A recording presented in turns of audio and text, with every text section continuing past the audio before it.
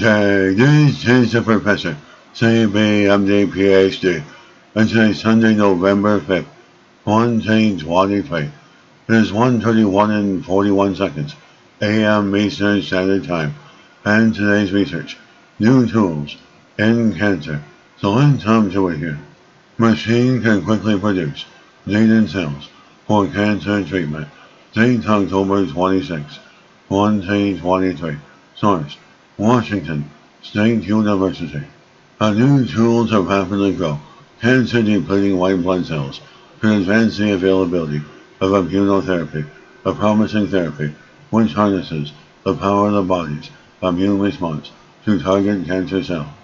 Researchers have developed a mini-fridge-sized bioreactor that is able to manufacture the cells, called T cells, at 95% of the maximum growth rate, about 30% faster than current technologies they developed it using T cells from cattle and anticipated will perform similarly on human cells.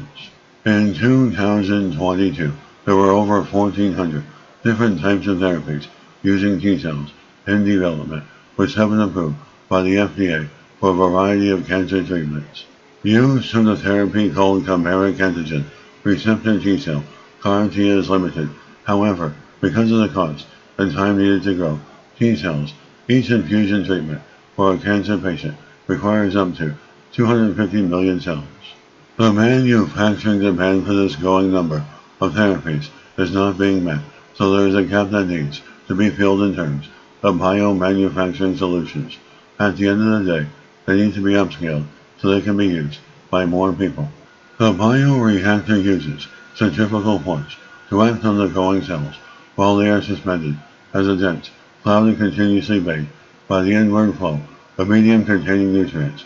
The prototype comes out of 4 decades of research on designing a centrifugal bioreactor to rapidly densify and expand cells. The most recent prototype is also self-contained within a sterile cabinet. It acts like a biosafety cabinet that can be used in circumstances where cleaning manufacturing facilities are not available or easily accessible, so it can democratize these cell-based therapies. The researchers are working to improve the bioreactor. They hope to add multiple chambers and expect that they'll eventually be able to produce enough cells in 3 days for 3 doses of a therapy. They also plan to start testing with human T cells and have begun communicating with cancer researchers on beta testing. They recognize the potential that this bioreactor could have on cell-based therapies and manufacturing for these therapies. They didn't want to see it stuck in an academic laboratory. They really hope having novel technologies to help with manufacturing reduces that financial barrier for these life-saving therapies. And this is the Professor of Microbiology, Bioinformatics, Pathophysiology, and Teacher of Research. This video was created for educational purposes only. Hope you enjoyed listening. Until next time, have a great day.